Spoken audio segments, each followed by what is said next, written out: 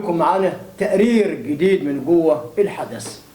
هذه الفترة يمكن في بداية رمضان اتكلمنا بعد مرور أسبوع من رمضان تحديدا كل التعليقات اللي جايالي أو الحاجات اللي أنا شاهدتها بنفسي، برغم إن أنا ما بحضرش أي حاجة، ولكن معايا مجموعة مراسلين سادة أفاضل محترمين جدا بيجيبوا لي التايهة.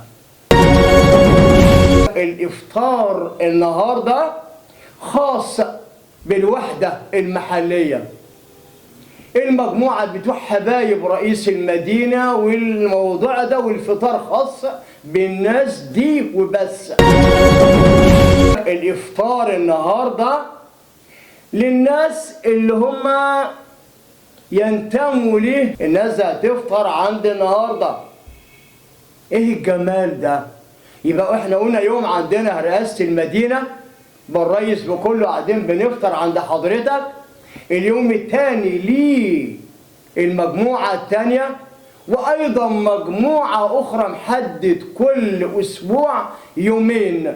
ولكن عندي سؤال، هل حضرتك عملت يوم بجد للغلابة والمساكين؟ هل فكرت حضرتك تعمل زيارة للناس دي بجملة المهرجانات اللي حضرتك عاملها النهاردة دي؟ في ايه يا جماعة؟ احنا بجد احنا يعني صايمين، ولا احنا الصيام ده لله؟ ومعنى ان انا بصوم لله كل مبادئي اللي انا شغال بيها بتكون بالكامل لله. هل انا لما اروح اعزم قيادات ورئاسة مدينة على مش عارف ايه على ايه، هل الناس دي فعلا محتاجة الفطار ده؟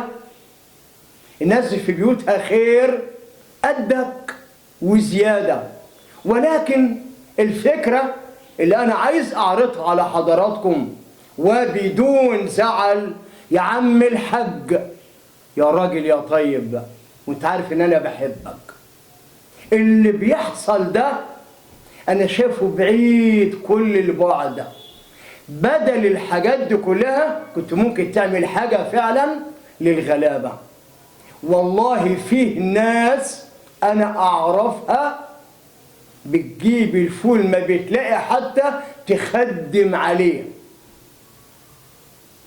كنت اتمنى في الشهر الكريم ده تقعد مع نفسك كده وتعمل حصر، ويبقى همومك الناس الغلابة دي، وليس همومك ان انا اجيب بتوع رئاسة المدينة على بتوع ايه. انت مهموم بدول.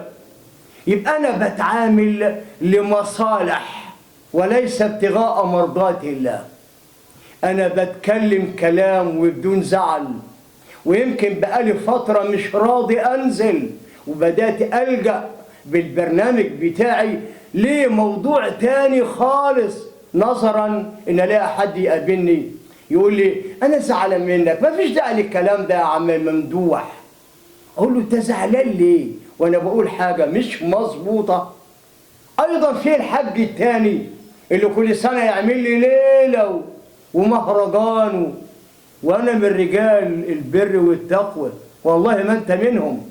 انا بقول لك كده، انت مش منهم، عشان عارف ان انا بعمل الموضوع وارجع اصور الموضوع وابعت عشان يجي لي المعلوم.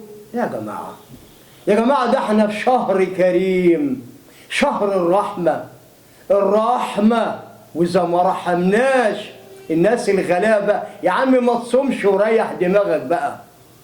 احنا داخلين رايحين فين؟ طب الكلام ده بعيد عن الشهر ده، اي وقت العب براحتك، لكن في الشهر ده الناس الغلابة قاعدين مستنيين اللي يمد لهم ايده، اللي يعمل له كل الكلام ده داير. لكن لما اجي النهارده الاقي الحاج فلان عمال يجيب ده ويجيب ده، وفين الناس الغلابة الطيبين؟ منابهم عندك فين؟ ما عملتلهمش قعدة جميلة زي ديت ليه؟ يبقى احنا ما بنتعاملش مع ربنا. احنا ناس بتوع دنيا، احنا ناس بتوع دنيا.